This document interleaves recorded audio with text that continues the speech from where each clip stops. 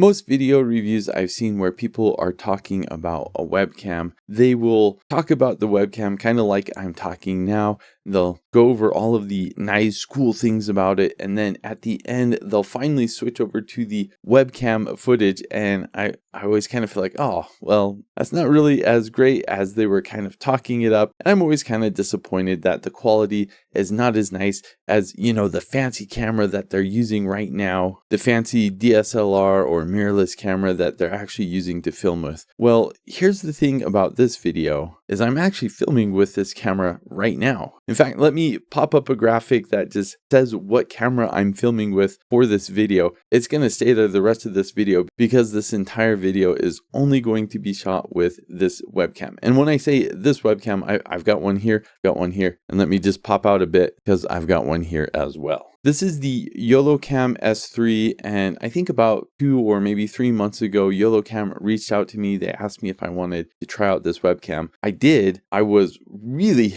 really impressed with it. I told them as much, and I told them I want to try something. My current setup, I've got 2 DSLR cameras set up on my desk. I've got one right in front of me, one that shows my desk. I want to see if I can recreate that setup with the YoloCam webcam. So they sent me 2 more. I've got 3 in total.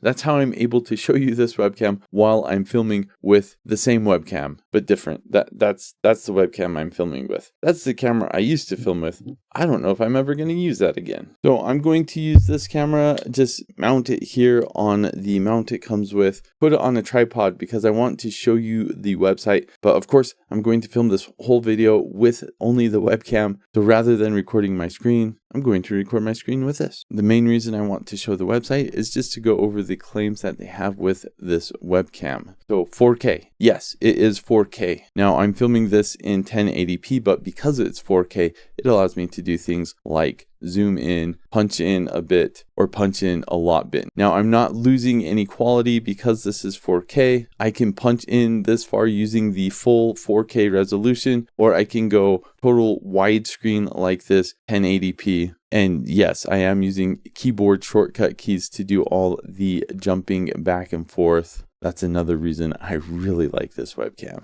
So jumping back to this other camera, 1/1.3 inch sensor. They claim this is the largest CMOS ever in a webcam. I think there are a couple other webcams that are about the same size, but yeah, this is pretty big for a webcam. Very impressive. Fast autofocus. I'll talk about this more in a bit when we go over the software. AI enhanced imaging. I don't know what that means. Apparently everything is AI now. It has good imaging. I don't know if it's AI. Software for camera settings. I will go over the software in just a bit. Let me just say what you can do with this webcam in the software. It's nice. That being said, the software I think is probably one of the biggest areas for improvement for this webcam. Picasso Resolve, I think they just mean you can do color grading. Superb low light performance. Let's check it out. Let me turn off my lights. This camera right here, I have manual ISO. And on this camera here, it's automatic. So let's check out the difference. Let me go ahead and turn off all the lights. I just turned off the overhead light, got a key light here, turn that off, and another light here. Still got a couple colored lights behind me. Let me turn those off. So this is the low light performance. Let me switch over to the other camera. And yeah, this is obviously pretty dark because it is manual ISO, automatic ISO. So you can tell the difference. The only light that is shining on my face is coming from my monitors. So yeah, I would agree. It does have good low light performance. No overheating guaranteed.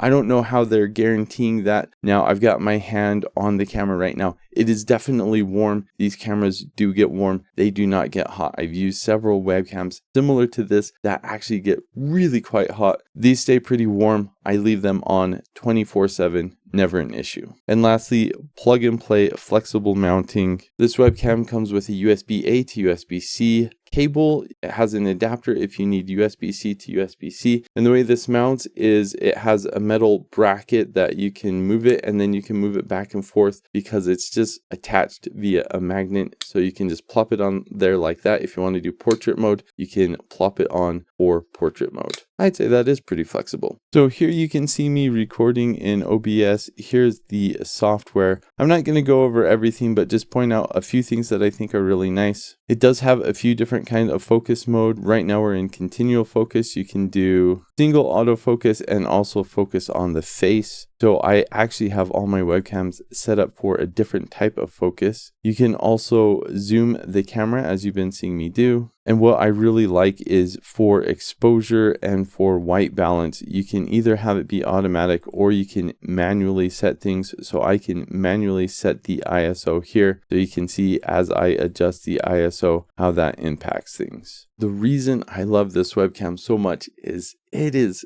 extremely flexible. So I've got 3 cameras here. If you look at this camera, you can see I'm using keyboard shortcuts to switch between all of the cameras. So I've got camera 1 here.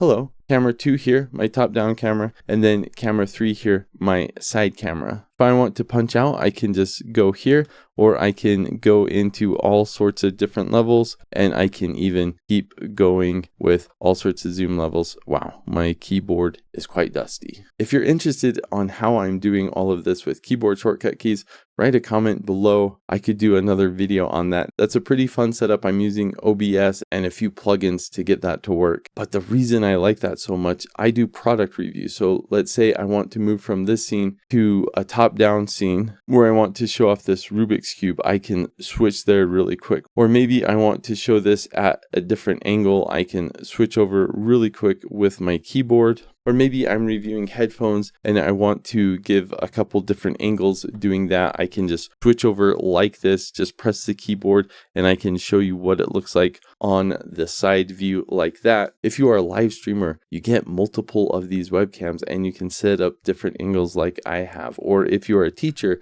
and you want to show a document on the desk, you can do that very easily. If you have a video channel where you do crafts or art, you can get really nice high quality with this webcam. You can see all the details of this gorgeous flower that I am drawing. If you need to zoom in, you can punch in, you can get really high detail with this webcam. If you have a music channel, then you can set up multiple webcams like this where you get a close-up of your instrument, another shot of your whole setup. So many different options with this webcam. I'm just totally blown away by the quality, especially the versatility of this webcam. I plan on doing follow-up videos after I've used this for a while. If you have any questions, please let me know. I've honestly never been so excited for a webcam as I am for this YoloCam S3. Just incredible camera. I'll post any important information down below. Check it out. This is a really cool webcam.